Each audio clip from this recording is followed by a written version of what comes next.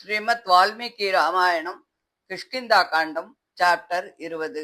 ஸ்ரீ ராமபிரானோட வில்லிலிருந்து புறப்பட்ட யமனின் தண்டத்தை போன்ற அந்த பானம் வாலியின் நெஞ்சை துளைக்க வலிமை மிக்க அந்த வானரத் தலைவன் பூமியிலேயே சரிந்து விட்டான். வானரத் தலைவனான வாலி வேரோடு வெட்டப்பட்ட ஒரு பெரிய மரத்தைப் போல கீழே கிடப்பதைக் கண்டு சந்திரன் போன்ற அழகிய முகத்தை கொண்ட அவனுடைய மனைவி தாரை கடும் துயரத்தில் நிலைகுலைந்து ஓடி வந்தாள்.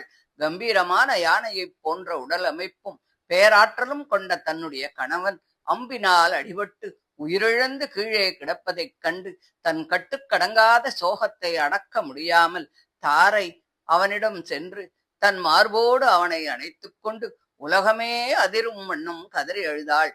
போர்க்களத்தில் எப்பொழுதும் எவராலும் வெல்ல முடியாத வீரனே, வானரங்களின் புலி போன்ற கம்பீரத்தோடு இருப்பவனே, உனக்கு முன்னால் துயரத்தால் வாடி நிற்கும் என்னை பார்த்து இன்று நீ ஏன் ஒரு வார்த்தை கூட பேச மறுக்கிறாய்? அரசர்களானவர்கள் ஒருபோதும் பூமியில் விழுந்து கிடப்பதில்லை. நீ சாதாரணமானவன் இல்லையே, வானர ராஜன் அல்லவா? எழுந்து உனக்குரிய படுக்கையில் உறங்கு என்று அவள் அவனை தட்டி எழுப்ப முயன்றாள். வாலி மண்ணோடு மண்ணாக கிடப்பதைக் கண்டு ஒரு விதமான ஏக்கத்துடனும் பொறாமையுடனும் பூமியை பார்த்து பேசினாள். பூமிக்கு அதிபதியே, பூமி தேவியின் மீது உனக்கு அவ்வளவு காதலா? என்னை பிரிந்துவிட்டு உயிர் நீத்த பிறகும் அந்த பூமி தேவியையே உன் உடலால் தழுவிக்கொண்டு கிடக்கிறாயே என்று தன் துயரத்தை விசித்திரமான புலம்பலாக வெளிப்படுத்தினாள். வாலி தர்மத்தின் அடிப்படையில் கிஷ்கிந்தையை ஆட்சி பண்ணினவன். அவன் அடையப் போகும் சொர்க்கலோகத்திலும் தான் செஞ்ச தர்மத்தின் பலனாக தனக்காக இதே போன்ற ஒரு அழகான நகரத்தை அவன் உருவாக்கி வைத்திருப்பான் என்று அவள் நம்புகிறாள். நறுமணம் வீசும் காடுகளில் அவர்கள் ஒன்றாக சுற்றித் திரிந்து இன்பமாக பொழுதை கழித்த அந்த இனிய காலங்கள் காலத்தின் கட்டாயத்தால இன்னைக்கு ஒரு முடிவுக்கு வந்து விட்டதை நினைச்சு அவள் துயரக் கடலிலே மூழ்கினாள். இவ்வளவு பெரிய கணவனை இழக்கும் சோகத்தை கண்டும் என் இதயம் வெடிக்காமல் இன்னும் துடித்துக் கொண்டிருக்கிறதே என்று, என் இதயம் இரும்பை காட்டிலும் கடினமானதோ என்று தன் இதயத்தின் உறுதியைக் கண்டு தானேயே வருத்தப்படுகிறாள். வாலியின் வீழ்ச்சியானது ஒரு ஜீவன் எவ்வளவு பெரிய அதிகாரத்தையும் வலிமையையும் பெற்றிருந்தாலும் அகங்காரத்தோடு செயல்படும் போது விதியின் வலிமைக்கு முன் சரணடைந்துதான் ஆக வேண்டும் என்பதையும், தர்மத்தின் நிழலில் மட்டுமே நிலையான இன்பம் கிடைக்கும் என்பதையும் உணர்த்துகிறது.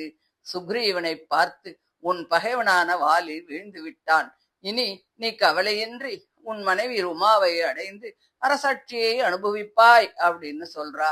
பின் சோகத்தில் மூழ்கி இருக்கும் தன் மகன் அங்கதனை கட்டி அணைத்து, மகனே, தர்மத்தை நேசிக்கும் உன் தந்தையை நன்றாகப் பார். இனி அவரை உன்னால் பார்க்க முடியாது என்று அறிவுறுத்துகிறாள். வாலியிடம், நீ மரணம் என்னும் நீண்ட பயணத்திற்கு புறப்படுகிறாய். உன் மகனை தேற்றி அவனுக்கு இறுதி அறிவுரை வழங்கிவிட்டு நீ போ என்று சொல்கிறாள்.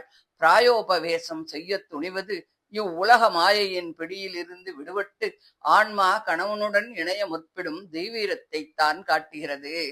இறுதியாக தாரை, நீண்ட கைகளை உடையவனே, வானர குலத் தலைவனே, ஆராயாமல் உனக்கு நான் ஏதேனும் பிடிக்காததை செய்திருந்தால் வீரனே, என்னை நீ மன்னித்து விடு.